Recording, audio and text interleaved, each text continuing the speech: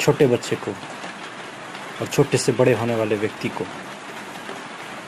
मनुष्य जब से जन्म लेता है तब से उसके सामने चुनौतियां रहती हैं, संघर्ष रहता है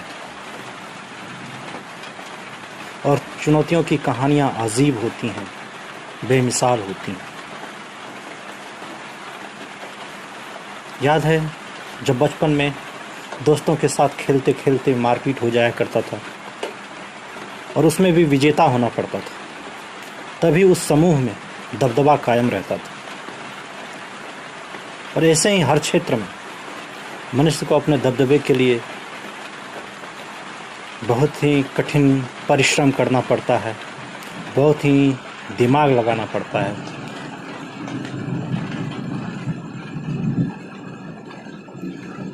लेकिन कुछ बच्चे ऐसे होते हैं जो अलग ही लेवल के होते हैं। शुरू में तो वो बहुत कमज़ोर होते हैं।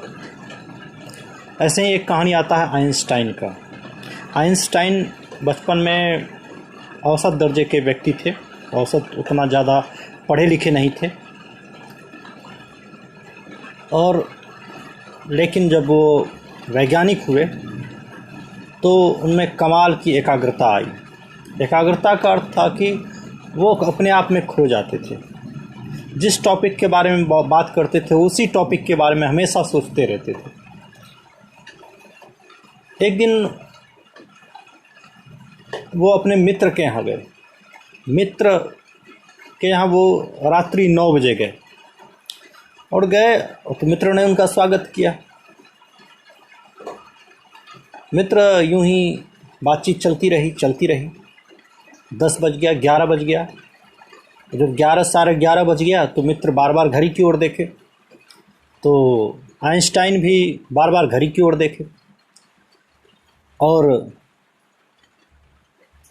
दोनों एक दूसरे को देखे। फिर से बातचीत इस आशा में कि आइंस्टाइन जाएंगे, उसके मित्र प्रतीक्षा कर रहे थे। इसी प्रकार बातचीत करते हुए लगभग 12-1 बज गया और उसके मित्र को नींद आने लगी। तो उसका मित्र कहता है आइंस्टाइन से कि सुनो, अब मुझे नींद आ रही है, अब तुम अपने घर जाओ।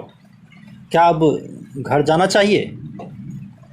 डायरेक्ट तो नहीं कहा कि अब तुम अपने घर जाओ, लेकिन उसने ये कहा कि बहुत रात हो चुकी है, क्या अब घर जाना चाहिए? तो आइंस्टाइन बोलता है हाँ, मैं तो इसी इंतज़ार में हूँ कि तुम अपने घर जाओ। अपने मित्र को वो बोलता है उल्टा। वो अपने ही मित्र के घर आया है लेकिन मित्र को ही बोलता है कि तुम जाओ अपने घर, जबकि जाना चाहिए आइंस्टाइन को। आइंस्टाइन भूल जाता था, कहीं जाता था तो वो भूल जाता था कि वो कहाँ है। वो भूल गया कि मैं अपने मित्र के घर आया। वह उठा और अपने कमरे की ओर खोजने लगा कि मेरा सोने का कमरा कहाँ है। तो तब उसके मित्र ने बताया, आइंस्टाइन के मित्र ने, कि देखो तुम मेरे यहाँ आए हो, न कि मैं तुम्हारे यहाँ आया हूँ, इसलिए तुम्हें अपने घर जाना चाहिए। तो उसे होश आया कि अच्छा, मैं अपने मित्र के आया हूँ। तो उसने उससे सॉरी कहा कि वो मुझे याद नहीं रहा, मैं समझ ही नहीं पाया कि मैं कहाँ हूँ, और वो भूल गया। आइंस्टाइन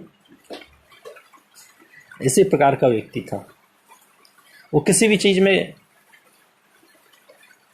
ध्यान देता था तो उसमें खो जाता था और इसलिए उसकी सोचने की क्षमता बहुत अधिक थी।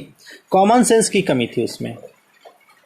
हर एक आदमी में पाया जाता है, किसी का कॉमन सेंस बढ़िया होता है तो उसका कोई स्पेसिफिक नॉलेज में कोई ऊंचाई नहीं होती है, और कोई व्यक्ति जिसका स्पेसिफिक नॉलेज में बहुत ज़्यादा गहराई से ऊंचा तक वो जानता है तो उसको कॉमन सेंस का ज्ञान नहीं होता है।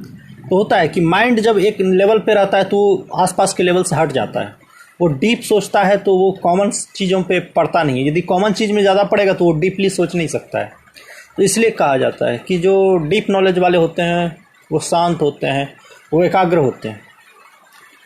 तो कौन सा बेहतर है, कॉमन सेंस बेहतर है या डीप नॉलेज बेहतर है या डीप थिंकिंग बेहतर है? तो इस पे कहा जा सकता है कि दोनों अपने अपनी जगह पर बेहतर हैं। आम आदमी के लिए कॉमन सेंस बेहतर है। यदि कोई साइंटिस्ट है, कोई साइंटिस्ट नहीं भी है